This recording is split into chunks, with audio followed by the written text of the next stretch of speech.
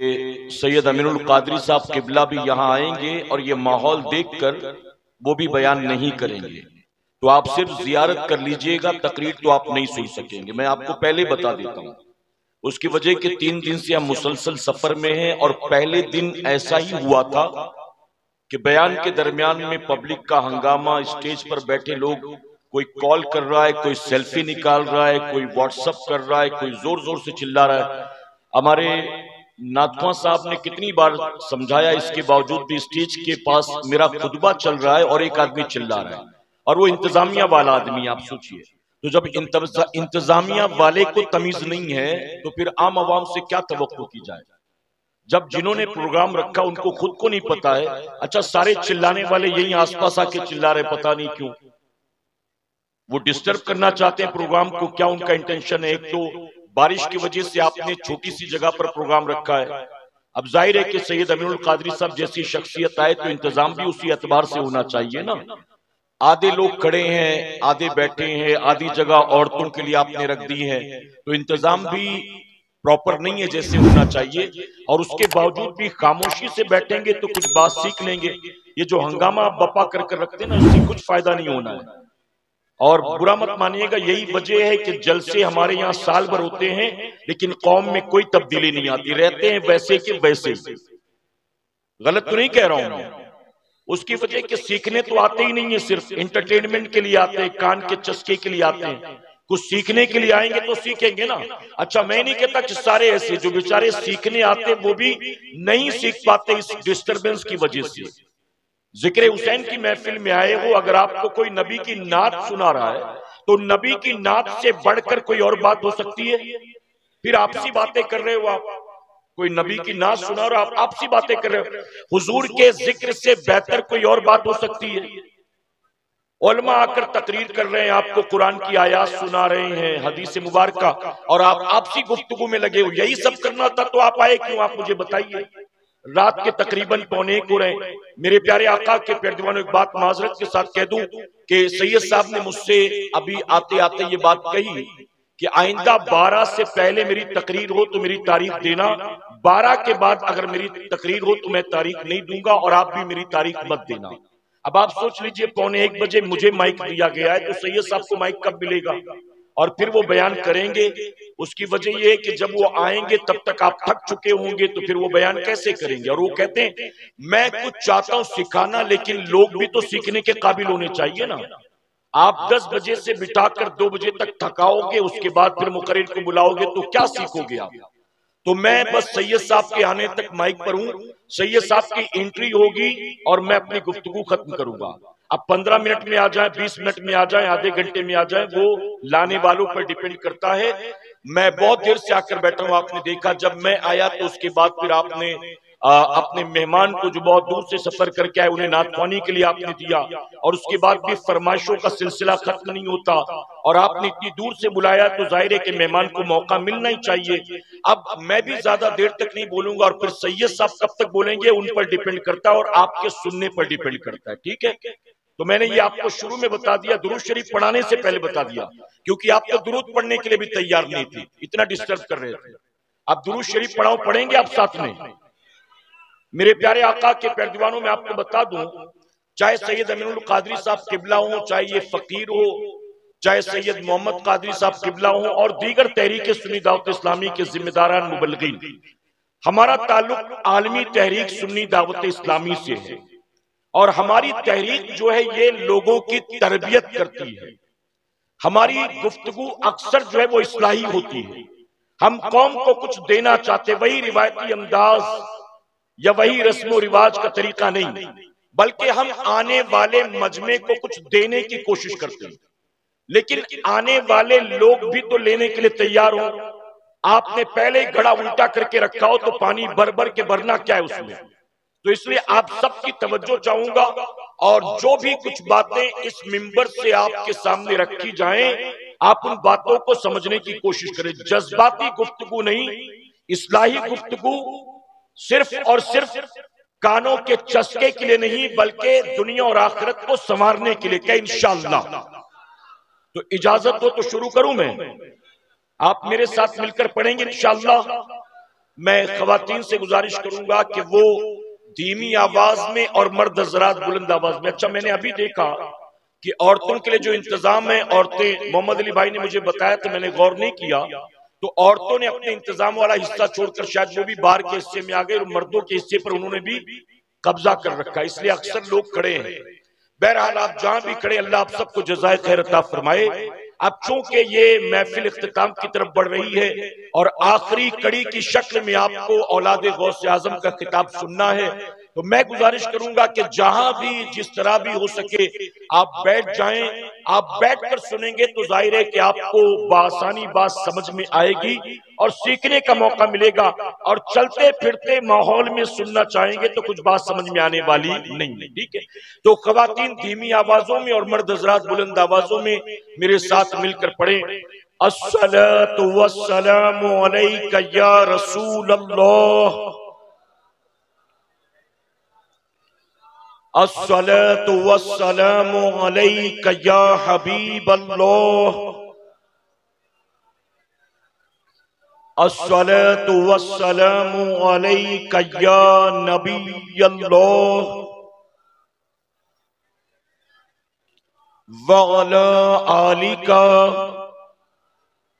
واصحابک یا نور اللہ صلی اللہ تعالی علیہ وسلم.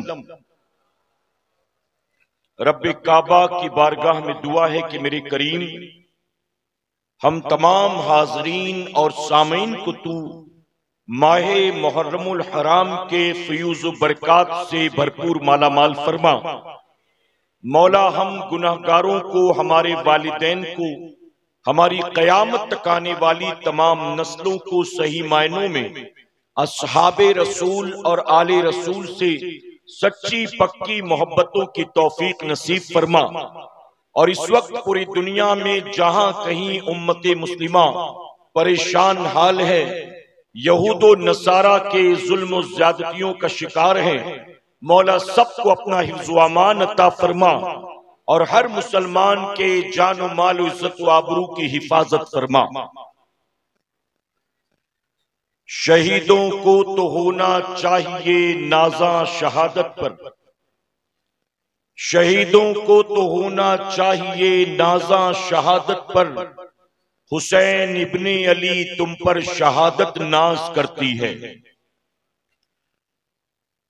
اور جو دہکتی ریت کے بستر پہ سویا وہ حسین، جو دہکتی ریت کے بستر پہ سویا وہ حسین، جو جوان بیٹے کی میت پہ نہ رویا وہ حسین، اپنا سب کچھ کھو کے پھر بھی کچھ نہ کھویا وہ حسین، مرتبہ اسلام کا جس نے دوبالا کر دیا، مرتبہ اسلام کا جس نے دوبالا کر دیا، خون نے جس کے دو عالم میں اجالا کر دیا. اور اے کربلا کی خاک اس احسان کو نہ بھول، اے کربلا کی خاک اس احسان کو نہ بھول، تڑپی ہے تجھ میں لاشِ جگر گوشے رسول. میرے پیارے آقا علیہ الصلوۃ والتسلیم کے پیارے دیوانوں، ذکر شہدائے کربلا کی محفل ہے.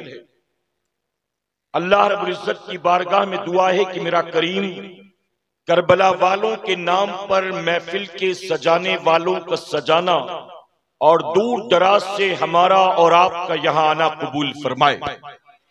میرے پیارے آقا علیہ الصلوۃ والتسلیم کے پیارے دیوانوں، ایک بات میں اکثر کہتا ہوں، آپ بھی سنتے چلیں.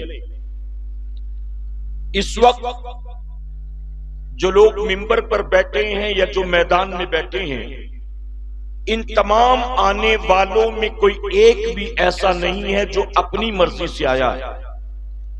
ذکر حسین کی بابرکت محفل میں وہی آئے ہیں جنہیں میرے رب نے توفیق عطا فرمایا ہے.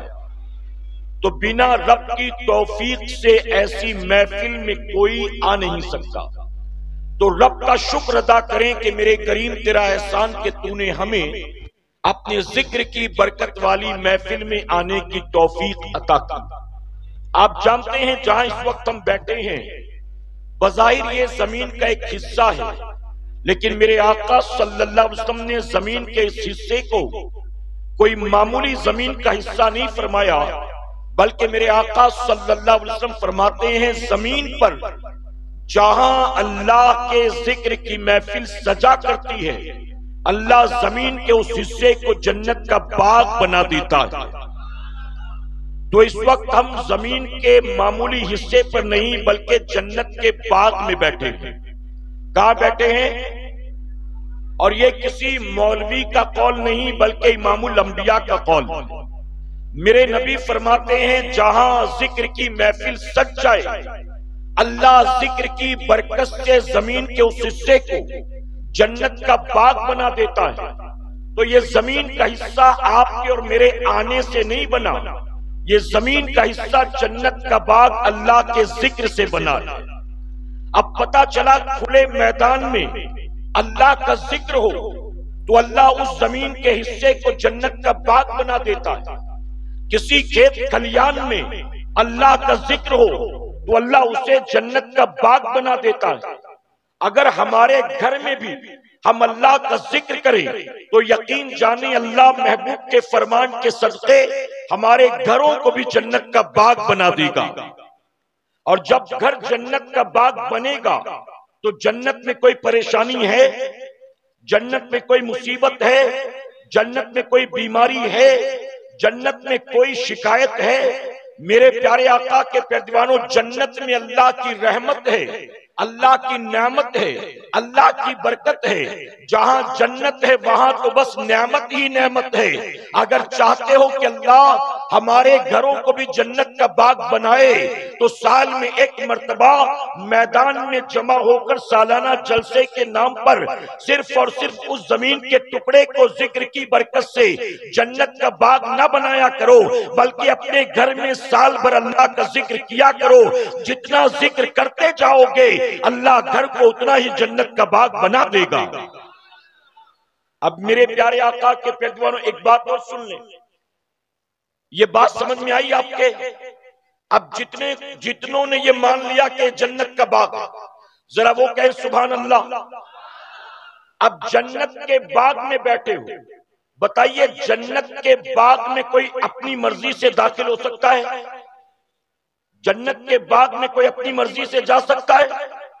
آپ دنیا میں کسی کے باغ میں اپنی مرضی سے نہیں جا سکتے جب تک کہ باغ کا مالک اجازت نہ دے۔ جب دنیا میں باغ کے مالک کی اجازت کے بغیر اس کے باغ میں جا نہیں سکتے، جو جنت کے باغ میں ظاہر ہے کہ اپنی مرضی سے آ کر نہیں بیٹھے بلکہ جنت کے مالک کی مرضی سے آ کر بیٹھے ہوئے۔ اب جنت کے باغ میں علماء موجود ہیں، سنیں آپ، حدیث شریف میں آتا ہے کہ کل قیامت کے دن جنتی جنت میں داخل کر دیے جائیں گے، جہنمی جہنم میں جھونک دیے جائیں گے۔ پھر ہوگا یہ کہ جس کے سینے میں رائی کے دانے کے برابر ایمان ہوگا، حضور اکرم صلی اللہ علیہ وسلم کی شفاعت کے صدقے ایسے جہنمی کو جہنم سے نکال کر جنت میں داخل کر دیا جائے گا۔ حدیث شریف میں آتا ہے کہ قیامت کے دن جہنمی کو جہنم سے نکال کر جنت میں تو داخل کر دیا جائے گا، لیکن جو جنتی ایک بار جنت میں چلا گیا اب اس کو جنت سے نہیں نکالا جائے گا۔ جہنمی کو تو ممکن ہے جہنم سے نکال کر جنت میں داخل کر دیا جائے، لیکن جنتی جب جنت میں چلا گیا اب جنت سے اس کو نکالا نہیں جائے گا۔ پتا چلا جب میرے کریم نے جیتے جی ہم جیسے گناہگاروں کو زمین پر جنت کے باغ میں بیٹھنے کا موقع دے دیا، جب میرے کریم نے دنیا میں جنت کے باغ میں بیٹھنے کا موقع دیا ہے تو مرنے کے بعد بھی اللہ ہمیں جنت سے نہیں نکالے گا۔ جب زمین پر جنت میں بٹھایا ہے مرنے کے بعد بھی میرا کریم جنت عطا فرمائے گا۔ اور ہم اس جنت کی بات کر رہے ہیں جس جنت کے سردار حسنین کریمین امام عالی مقام۔ اب میرے پیارے آقا کے پیروانوں یہ محبتوں کی بات ہو گئی، ایک عمل کی بات بھی لیتے جائیں۔ کہاں بیٹھے ہیں اس وقت آپ؟ کہاں بیٹھے ہیں؟ جن جن کو یقین ہے سینے سے آواز آئے، کہاں بیٹھے ہیں؟ اب جن کو یقین ہے کہ جنت کے باغ میں بیٹھے ہیں تو جنت کے باغ سے اٹھ کر جب گھر جائیں گے تو یہ طے کر کے جانا کہ جنت کے باغ سے ہو کر آ رہے ہیں. اب جنت کے باغ سے ہو کر آنے کے بعد جہنم میں جانے والا کام نہیں کریں گے. اب جنت کے باغ میں بیٹھے ہیں تو زندگی بھر جنت میں جانے والے ہی کام کریں گے انشاءاللہ. یہاں سے نکل کر جہنم میں جانے والا کام کرو گے. شب برات میں میرے نبی نے فرمایا قبیلے بنو کلب کی بکریوں کے بالوں کے برابر اللہ جہنمیوں کو جہنم سے آزاد کر دیتا ہے. حدیث شریف سنیے نا آپ نے. قبیلے بنو کلب جو عرب کا اتنا بڑا قبیلہ تھا اور ان کا پیشہ تھا بکریاں پالنا، تو ان کی بکریوں کے بالوں کے برابر، یعنی کاؤنٹ لیس، انگنت، شمار نہیں کر سکتے. اللہ 15 شعبان کی شب بے شمار جہنمیوں کو جہنم سے آزاد کر دیتا ہے. لیکن صبح اٹھ کے پھر وہ شراب پیے تو جہنم میں جائے گا کہ نہیں؟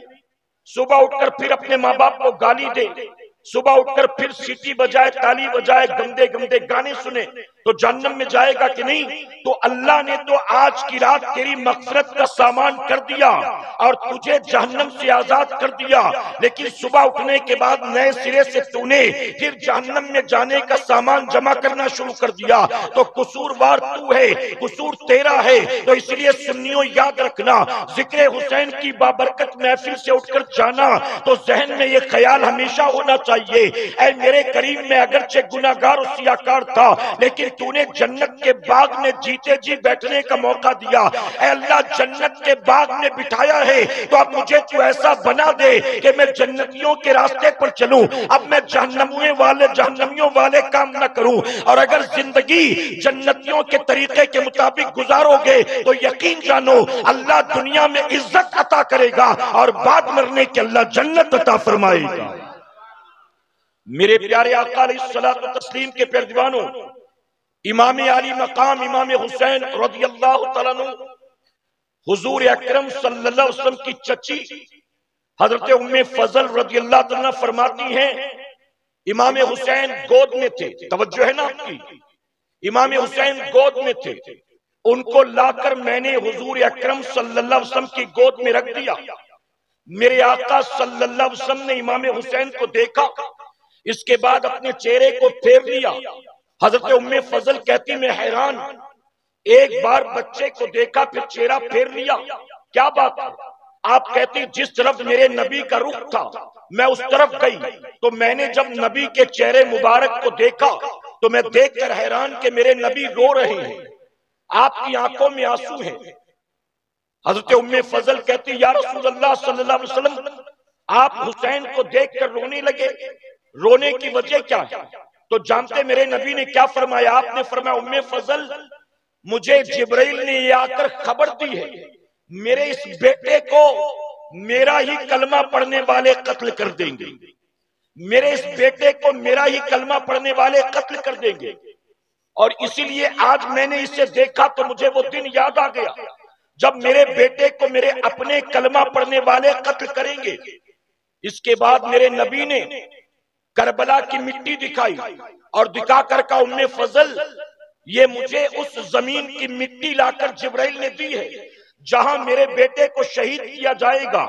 میرے پیارے آقا کے پیروانوں، پتہ چلا ابھی امام علی مقام گود میں تھے اور پہلے یہ سارا کربلا کا تانا بانا بنا جا چکا تھا کہ میدان کربلا میں کیا کچھ ہونا ہے. آپ ذرا سوچئے، فرمایا گیا خاتون جنت کو بھی پتا تھا، مولا کائنات کو بھی پتا تھا، ماں ام سلمہ کو بھی پتا تھا، عائشہ صدیقہ کو بھی پتا تھا. میرے نبی نے ان سب کو یہ بتا دیا تھا میرے بیٹے کو ایک دن میرا کلمہ پڑھنے والے شہید کریں گے. بلکہ کتابوں میں آتا ہے جب امام علی مقام کی عمر 5 سال کی تھی تو آپ کو بھی یہ بات معلوم ہو گئی تھی ایک دن مجھے قتل کیا جائے گا، ایک دن مجھے شہید کیا جائے گا. میرے پیارے آقا کے پیروانوں، اور میدان کربلا کے اعتبار سے ہی اللہ کے حبیب نے اپنے نواسے کی تربیت کی تھی. اب میں آپ سے ایک سوال پوچھتا ہوں، اگر آپ میدان کربلا میں ہوتے، اگر آپ کربلا کے میدان میں 61 ہجری میں ہوتے، آپ یزید کا ساتھ دیتے کہ امام حسین کا ساتھ دیتے؟ ارے بابا جیسے محمد علی بھائی کو داد دے رہے تھے ویسے میرے سوال کا جواب دو نا.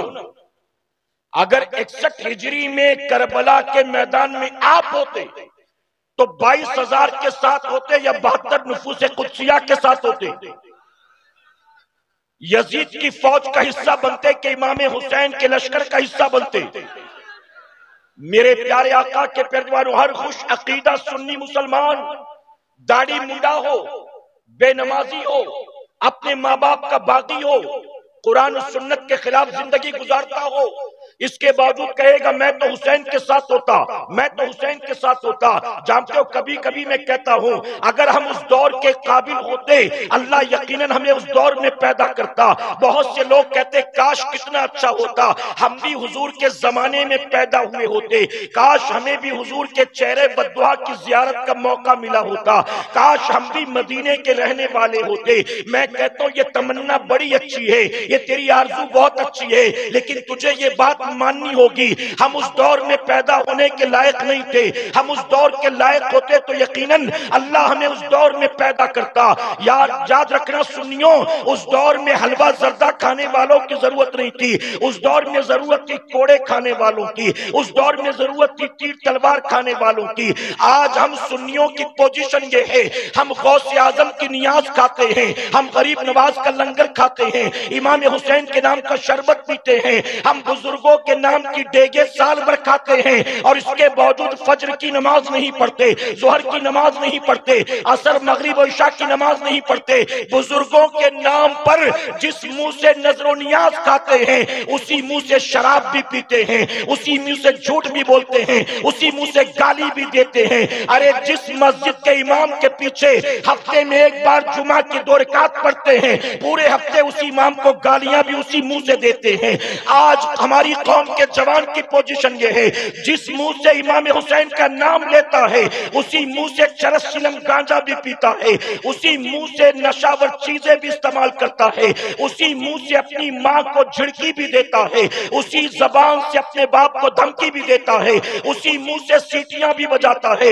غیروں کی بہو بیٹیوں کو چھیڑتا بھی ہے، گندی گندی باتیں بھی کرتا ہے، اسی منہ سے غزلیں گنگناتا ہے، اسی منہ سے گانا گنگناتا ہے. اے سرکار مدینہ کے پیادوانوں، ہم پیٹ بھر کر صبح شام کھانے کے باوجود اللہ کا سجدہ نہیں کرتے. اس دور میں حلوہ زردہ کھانے والوں کی ضرورت نہیں تھی، ہم اس دور کے لائق ہوتے تو اللہ یقیناً ہمیں اس دور میں پیدا کرتا. اس دور میں ضرورت تھی حضرت بلال کی، سلمان فارسی کی، صدیق اکبر کی، عمر فاروق اعظم کی، مولا کائنات کی، سیدنا عثمان غنی کی، جو سب کچھ لٹا کر نبی پر، سب کچھ لٹا کر نبی پر اللہ کا شکر ادا کیا کرتے تھے. اے سرکار مدینہ کے پیادوانوں، آپ ذرا سوچیں کہ نبی کے وہ صحابہ جن کو نبی نے دنیا میں بیٹھے بیٹھے جنت کا پروانہ عطا کر دیا، ارے جنت کے خود مالک نے جنت کا مزدہ عطا کر دیا، پھر بھی ان کی زندگی میں کبھی بے عملی نظر نہیں آتی. سیدنا عثمان غنی نے اپنی زندگی میں میرے نبی سے 3 مرتبہ جنت کو خریدا ہے. آپ جانتے ہو جنت کو خریدا ہے عثمان غنی نے، اور میرے آقا نے عثمان غنی سے کہا تھا عثمان اب تم چاہے جو کرو تمہیں کوئی چیز نقصان نہیں پہنچا سکتی، اب تم چاہے جو کرو تمہیں کوئی چیز نقصان نہیں پہنچا سکتی. اس کے باوجود سیدنا عثمان غنی نے کیا کبھی نماز کو قضا کیا ہے؟ کیا کبھی قرآن کی تلاوت کو چھوڑا ہے؟ کیا بتاؤ اللہ رسول کی نافرمانی اور بغاوت کی ہے معاذ اللہ؟ میرے پیارے آقا کے پیروانوں، آج میں آپ سے سوال پوچھنا چاہتا ہوں، ذکر حسین کی محفل میں آنے والوں، یہ جو ہاتھ اٹھا اٹھا کر جھومتے ہو نعتیں سن کر، میں اس سے منع نہیں کرتا، لیکن میں آپ سے ایک سوال پوچھنا چاہتا ہوں، اللہ کے محبوب نے کس چیز کو اپنی آنکھوں کی ٹھنڈک قرار دیا ہے؟ کیا نعتوں کو نبی نے آنکھ کی ٹھنڈک قرار دیا یا سجدوں کو نبی نے آنکھ کی ٹھنڈک قرار دیا؟ ارے جن نمازوں کو ہم چھوڑے بیٹھے ہیں نبی نے ان نمازوں کو آنکھوں کی ٹھنڈک قرار دیا، اور 1450 سال پہلے نبی نے بتا دیا نماز میرے آنکھوں کی ٹھنڈک ہے. اور میں نے آپ کے یو پی میں، بہار میں उड़ीसा में, वेस्ट बंगाल में देखा है। हाथ छोड़कर तल्ख बात अर्ज करना चाहूंगा, हमारे यहाँ जलसा फजर की अजान तक होता है, और जब मस्जिद से फजर की अजान शुरू होती है, यहाँ मिंबर पर सलातो सलाम शुरू होता है, और उसके बाद गांव की मस्जिद में जाकर देखें, एक मस्जिद का इमाम और गांव के 3-4 बूढ़े होंगे, वो जो नातवा की नाते सुनकर रात को हाथ को झंडा बनाकर लहराते हैं और दाद देते हैं और तारीफें करते हैं, हंगामा आराई करते हैं। वो जवान फजर की नमाज में अल्लाह के घर में नजर क्यों नहीं आता? नबी ने इसीलिए कह दिया, मेरी मोहब्बत का मयार ये है, अगर तुम मुझसे मोहब्बत करते हो तो मेरी मोहब्बत की जमानत और दलील ये है, तुम अल्लाह के सजदों के पाबंद बन जाओ। और मेरे प्यारे आका के प्यारवानों, इसी सजदे को बचाने के लिए इमाम हुसैन करबला के मैदान में आए। मैं पूछता हूं, करबला में शरबत था, करबला में खिचड़ा था, करबला में डेगे बनी थी, करबला में कोई नजराना देने वाला था? मैदाने करबला में क्या था? सब लुटा कर आए थे। याद रखना, लूटना यजीद का काम है, लुटाना इमाम हुसैन का काम है। हम काय के हुसैनी, किस बात के हुसैनी? आप ना शरीफ सुने फज्र तक, लेकिन फज्र की नमाज ना पढ़े। आप हर आसपास के 25 गांव का जलसा अटेंड करें, आज फला गांव में वो आ रहे, चलो हम जाएंगे, आज फला गांव में दस्तारबंदी, चलो जाएंगे, आज फला गांव में उससे चलो जाएंगे।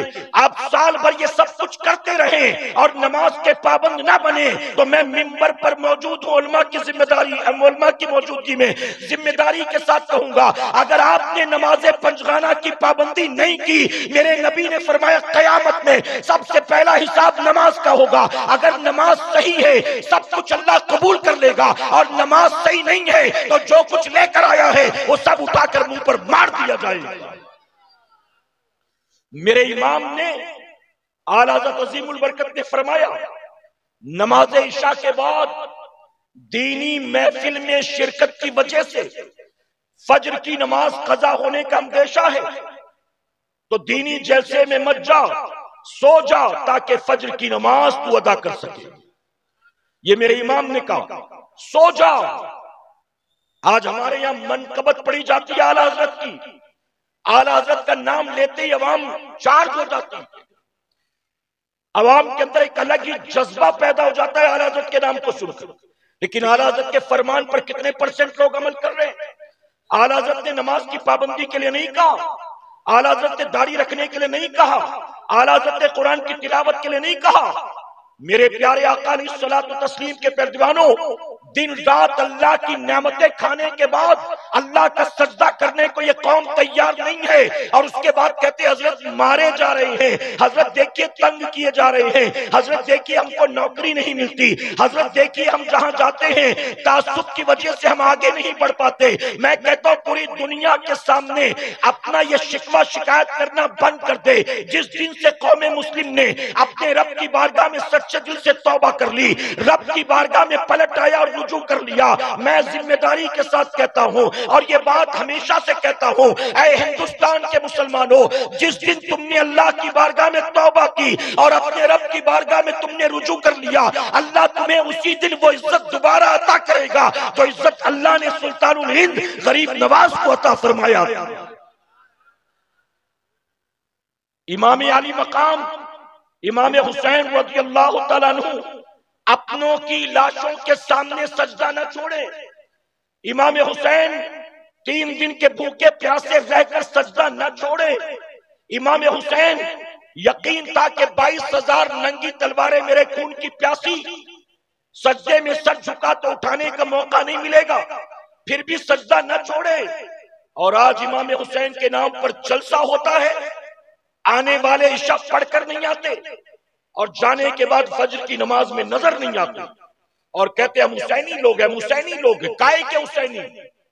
महज ताजिए के, रस्म रिवाज के, जबानी जमा खर्च के, उनके नाम पर कुछ खाने पीने को मिल जाए, उनके नाम पर 100-200 चंदा दे दे, उनके नाम पर गांव में एक बड़ा जलसा कर, बस यही इमाम आली मकाम से मोहब्बत है। तो याद रखना, हुसैन से मोहब्बत जबानी जमा खर्च का नाम नहीं है, अपने اپنے امام کے نقش قدم پر چلنا یہ امام کی محبت ہے، اپنے امام کی سیرت کو اپنانا یہ امام کی محبت ہے۔ امام حسین کا تقوی کیسا تھا، آپ کی شب بیداری کیسی تھی، آپ کی عبادت کا عالم کیسا تھا، آپ کے خوف خدا کا عالم کیسا تھا، آپ کے عشق رسول کا عالم کیا تھا، امام علی مقام کے سجدے کیسے تھے، امام علی مقام کی تلاوت کیسی تھی، امام علی مقام کا اخلاق کیسا تھا، امام علی مقام کا کردار کیسا تھا۔ ہمیں کچھ بھی نہیں پتا ہے، ہم محض رسم و رواج والے حسینی ہیں۔ حسین کے نام پر جمع ہو جاؤ، نعرہ لگا لو اور کچھ کھا پی کے گزر جاؤ، اپنی زندگی میں کوئی تبدیلی نہیں لانا۔ اے میری قوم کے جوانوں، میں آپ سے سوال پوچھتا ہوں، ہر صبح اٹھ کر چہرے سے داڑھی منڈانا یہ حسین کا کام ہے کہ یزید کا کام ہے؟ کس کا کام ہے؟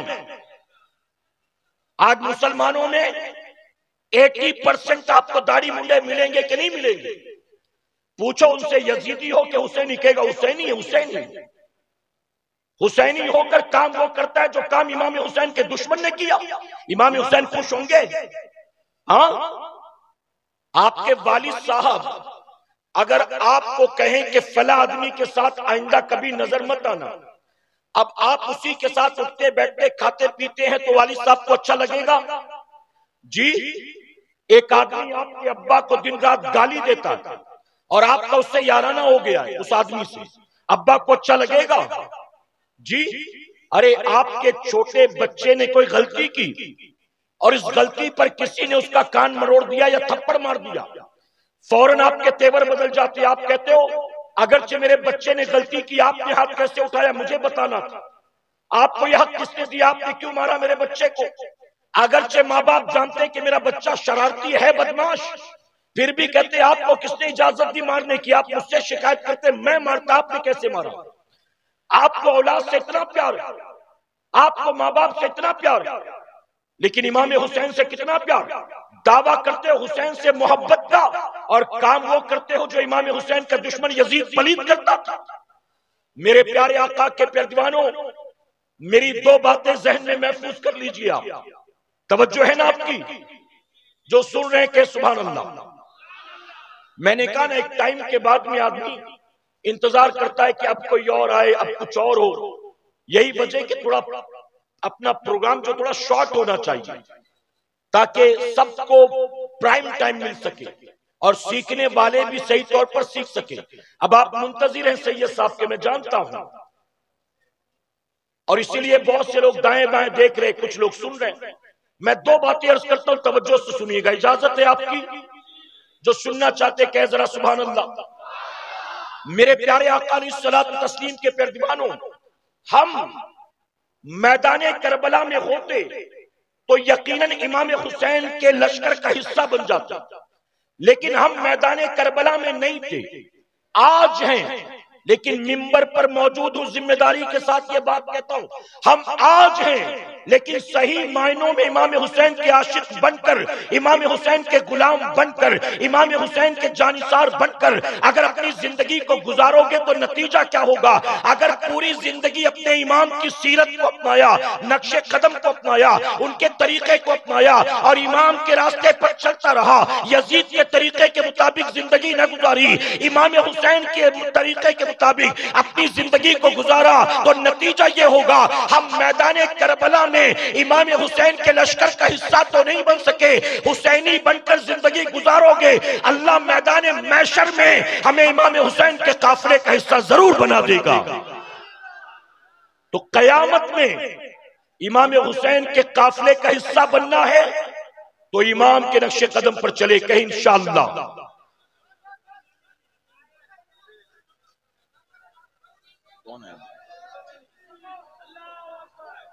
جب سے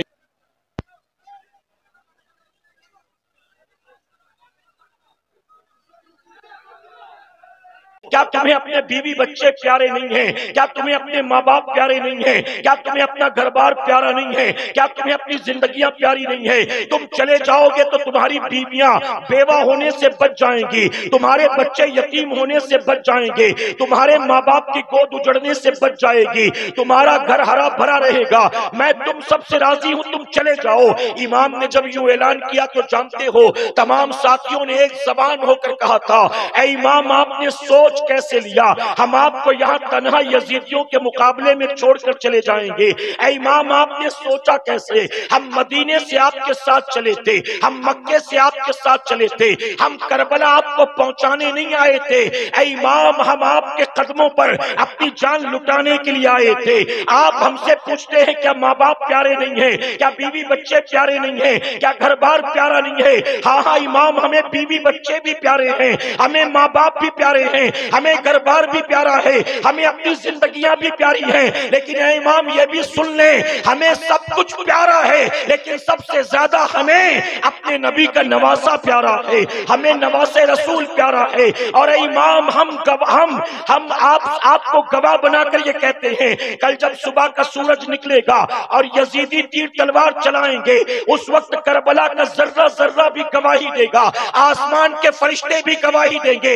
ہم وعدہ کرتے ہیں جب تک جسم کے ساتھ روح کا رشتہ جڑا رہے گا ہم آپ پر آنچ نہیں آنے دیں گے، جب تک رگوں میں خون موجود رہے گا ہم آپ پر آنچ نہیں آنے دیں گے، جب تک سانسیں چلتی رہیں گی دل دھڑکتا رہے گا ہم آپ پر آنچ نہیں آنے دیں گے، ہم ایک ایک کر کے اپنی جانیں قربان کریں گے تب یزیدیوں کو آپ تک پہنچنے دیں گے۔ اور اے مسلمانوں کربلا کی تاریخ شاہد ہے جب 10 محرم الحرام کو ظالموں نے جنگ کا آغاز کیا ہے تو جب تک آخری ساتھی نے جام شہادت نوش نہیں کر لیا امام حسین مقابلے میں نہیں گئے۔ ایک ایک ساتھی نے میدان کربلا میں وعدہ وفا کر کے دکھا دیا، اسے کہتے ہیں حسینی ہونا۔ کیا انہوں نے کھچڑا کھایا تھا؟ انہوں نے شربت پیا تھا؟ ارے وہ تو 3 دن کے بھوکے پیاسے تھے۔ ہم کائے کے حسینی ہیں، حسین کے نام کا نعرہ بھی لگائیں اور اسی زبان سے گالیاں بھی دیتے رہیں، امام حسین سے محبت کا دعویٰ بھی کریں اور ہفتے بھر ایک وقت کی نماز بھی نہ ادا کریں۔ ہم امام حسین کے نام کا کھچڑا شربت بھی کھائیں پیئیں، اسی منہ سے شراب بھی پیتے رہیں، اسی منہ سے دوسروں کی بہو بیٹیوں کو ہم گندی زبان سے بری بھلی باتیں کہتے رہیں، اسی زبان سے گالیاں دے غیبت و چغلی کرتے رہیں۔ ہم کس بات کے حسینی ہیں؟ حسینی کھانے پینے کا نام نہیں ہے، حسینی تو امام کے اوپر اپنا سب کچھ قربان کروانے والے کا نام ہے۔ اے سرکار مدینہ کے پیروانوں، اب جاتے جاتے پھر وہی ایک بات آخر میں عرض کروں گا، ہم میدان کربلا میں نہیں تھے ورنہ امام حسین کے لشکر کا حصہ بن جاتے، ہم اس وقت نہیں تھے، آج ہیں، لیکن پوری زندگی اگر اپنے امام کے نقش قدم پر چلیں گے، اپنے امام کی سیرت کو اپنائیں گے، اپنے امام کے طریقے کو اپنائیں گے تو انشاءاللہ اللہ ہمیں میدان قیامت میں، میدان محشر میں امام حسین کے قافلے کا حصہ ضرور بنائے گا۔ اللہ اپنے حبیب پاک کے صدقے ہم سب کو کہنے سننے سے زیادہ عمل کی توفیق عطا فرمائے۔ درمیان گفتگو مجھ سے جانے انجانے میں کوئی غلطی خامی رہ گئی، آپ سب کو بالخصوص علماء اکرام کو گواہ بنا کر سچے دل سے توبہ کرتا ہوں، میرا کریم میری توبہ قبول فرمائے۔ اور آج کی ہماری اس محفل کو اللہ امام عالی مقام کے صدقے میدان قیامت میں ہم سب کے لیے، ہمارے والدین کے لیے بخشش اور نجات کا سبب بنائے۔ وما علینا الا البلاغ۔